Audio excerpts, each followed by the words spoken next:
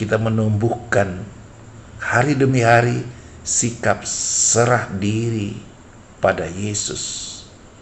Dan bukannya sibuk membangun narasi pembenaran diri, apalagi penghakiman. Karena itu hanya membuat hati tak bening, nalar tak jernih.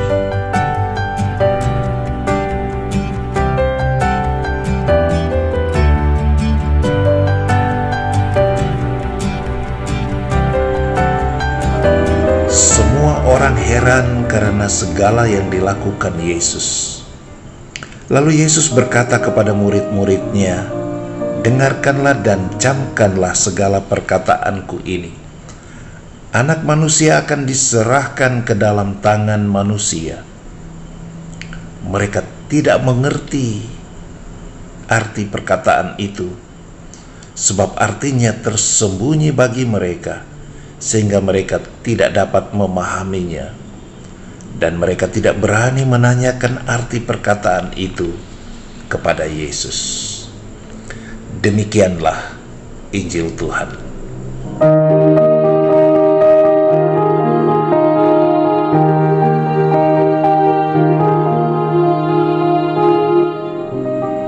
Saudara dan saudari yang dikasihi dan diberkati Tuhan, salah satu sifat Allah adalah misteri. Dalam artian kita manusia, karena keterbatasan kita, tak akan sepenuhnya mengerti apa yang menjadi ajaran, perintah, karya dan perbuatan Tuhan. Maka adalah wajar jika dalam Injil tadi dikatakan bahwa semua orang heran karena segala yang dilakukan oleh Yesus. Dan mereka menjadi semakin tidak mengerti lagi ketika Yesus mengatakan dengan terus terang bahwa anak manusia akan diserahkan ke dalam tangan manusia.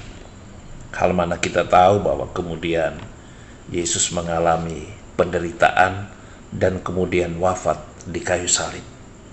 Saudara-saudari, kita pun kerap kali bingung, tidak mengerti dengan perkataan Tuhan. Bagaimana Tuhan menasihati kita perihal kasih, mengasihi orang yang membenci kita, mengampuni 70 kali 7 kali, mendoakan orang yang mencaci dan menganiaya kita, dan masih begitu banyak hal lain. Belum lagi ketika kita berbicara tentang doa kita tidak mengerti, seolah-olah Allah tidak mendengar, Allah tidak peduli, Allah tidak mengabulkan. Ataupun juga peristiwa-peristiwa dan pengalaman-pengalaman tertentu di dalam kehidupan kita nampak tidak sesuai dengan harapan kita, sesuai dengan jati diri kita sebagai umat Allah, sebagai anak-anak Tuhan, yang mestinya setidaknya itu harapan kita, semuanya akan berjalan baik-baik saja. Tetapi ternyata kita mengalami hidup kita begitu berliku-liku. Jalan kita tidak selamanya melewati jalan tol yang serba lancar dan mulus.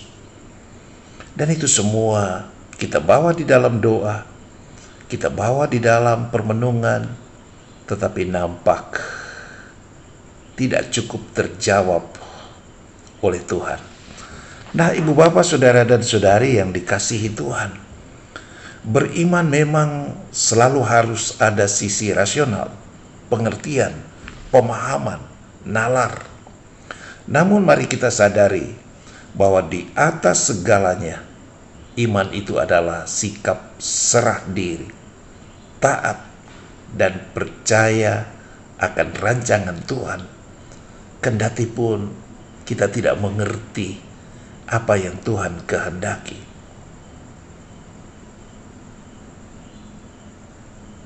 Kita taat dan percaya bahwa rancangan Tuhan pasti baik, rencananya pasti indah, dan perbuatan serta keputusannya pasti tidak pernah salah. Sikap dasar seperti itulah yang dimiliki oleh Bunda Maria. oleh para santo dan santa, oleh para martir, dan oleh semua tokoh iman di dalam kitab suci, juga dalam sepanjang perjalanan gereja. Mereka semua adalah orang yang tegar, bukan baperan, istilah zaman sekarang. Dikit-dikit main perasaan, dikit-dikit bawa-bawa perasaan. Mereka matang dalam mengolah rasa.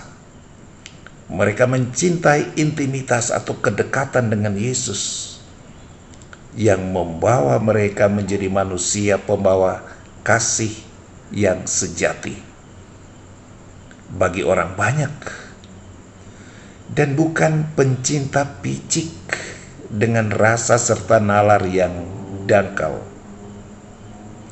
Mereka pun memanggul salib dengan penuh syukur karena merasa bisa berkesempatan atau diberi kesempatan oleh Tuhan untuk turut merasakan meskipun sedikit, meskipun tidak sebanding dengan apa yang dialami oleh Yesus. Mereka pun memanggul salib dengan penuh rasa syukur karena percaya bahwa bersama dengan Yesus, salib mereka bukanlah salib yang membawa kehancuran, tapi salib yang membawa kemenangan, kemuliaan, kejayaan. Bersama dengan salib Yesus itu pula lah kita manusia akan dibawa melewati jurang maut untuk memasuki tanah air surgawi, hidup yang kekal. Saudara dan saudari, berhadapan dengan banyak hal dan peristiwa terkait hidup dan pengajaran Yesus sebagaimana yang dialami oleh orang banyak dalam kisah Injil tadi, yang kerap kali tidak dimengerti. Mari kita menumbuhkan hari demi hari sikap serah diri pada Yesus, dan bukannya sibuk membangun narasi pembenaran diri, apalagi penghakiman, karena itu hanya membuat hati tak bening, nalar tak jernih. Beriman pada akhirnya adalah percaya dan serah diri, dan pada taat pada yang di atas sana. Itulah Tuhan. Selamat bermenung. Tuhan Yesus memberkati kita semua. Dalam nama Bapa dan Putra dan Roh Kudus. Amin.